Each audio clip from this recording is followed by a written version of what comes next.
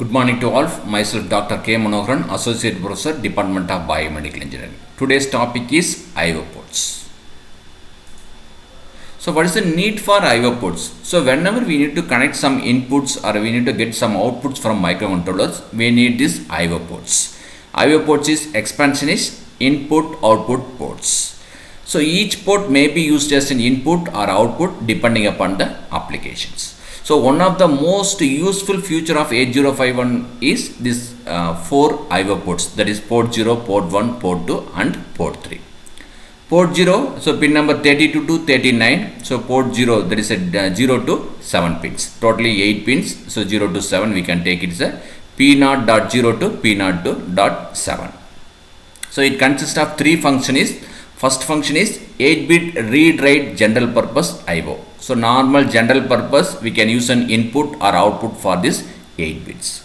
Or it can act as an multiplexed lower byte address bus. So actually address bus is a 16-bit lower address bus, that is A0 to A7. So that will be multiplexed with this port 0. Also the data bus is multiplexed with this port 0. The data bus D0 to D7, that will be used for external memory interfaces. So that will be multiplexed with this port 0.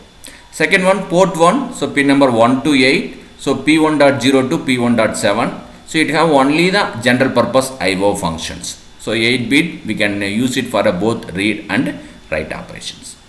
Port 2, pin number 21 to 28, so P2.0 to P2.7 we have an 8 bits. So we can use it as a general purpose IO 8-bit read and write operations, or we can use it for an higher 8-bit address bus, that is A7 to A15. So that will be used for an external memory interfaces.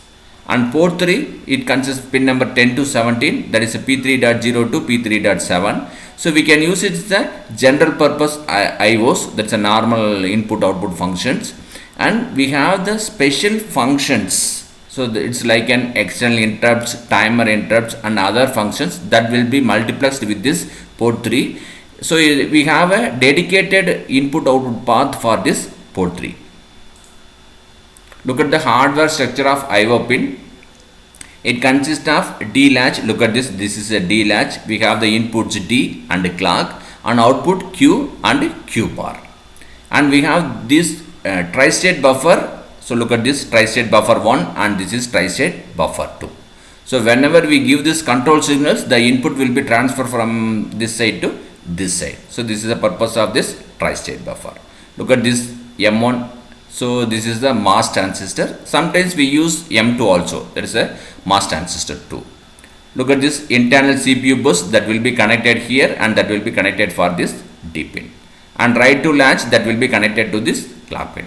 So this is the configuration for a single pin. For example, if you take a port 0, it consists of 8 pins. That is a port 0.0 to port 0.7. So each pin will be assigned with these configurations. So similarly, each pin will be assigned with this configuration depending upon the application. Look at this.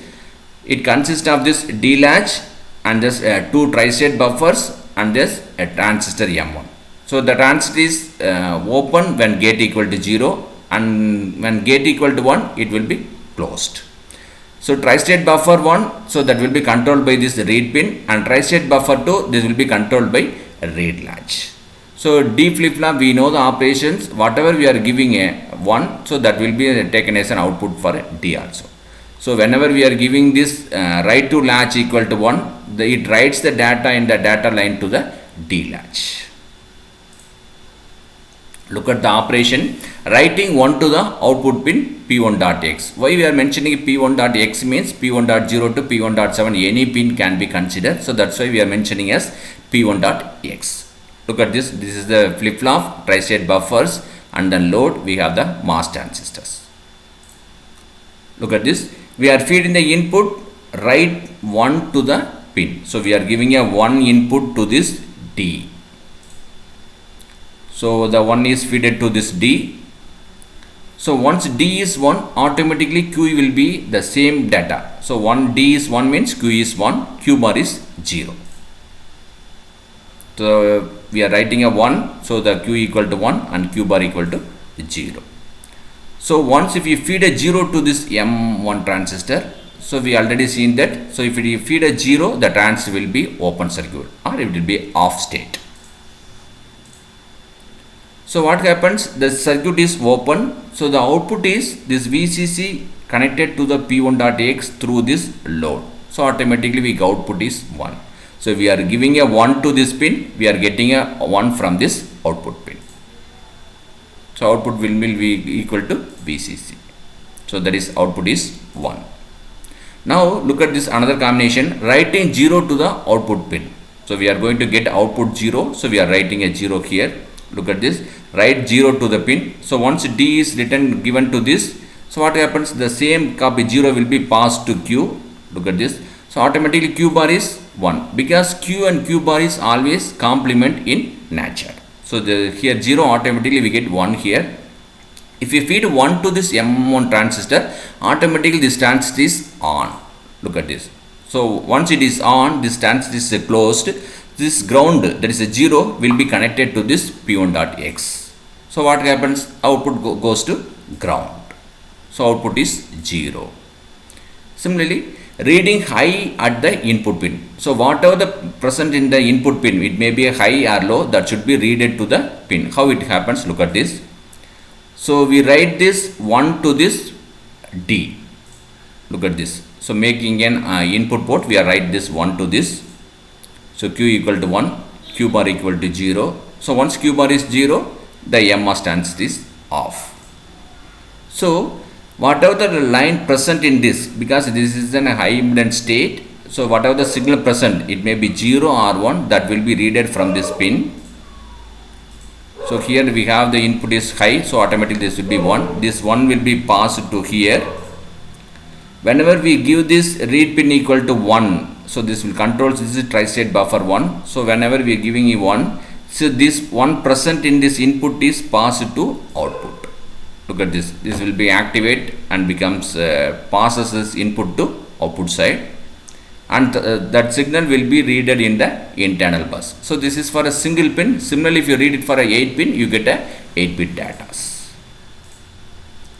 So reading a low at the input pin, the same configuration will be used. So we look at this, 1 will be written, so D equal to 1, so automatically Q is equal to 1, Q bar equal to 0. This Q bar make this MOS transistor to be turned off. Look at this. So what are the signal present here, that will be passed here. So now we are reading a low, so automatically here we have the value of 0 here. So this 0 will be passed to this tri-state buffer.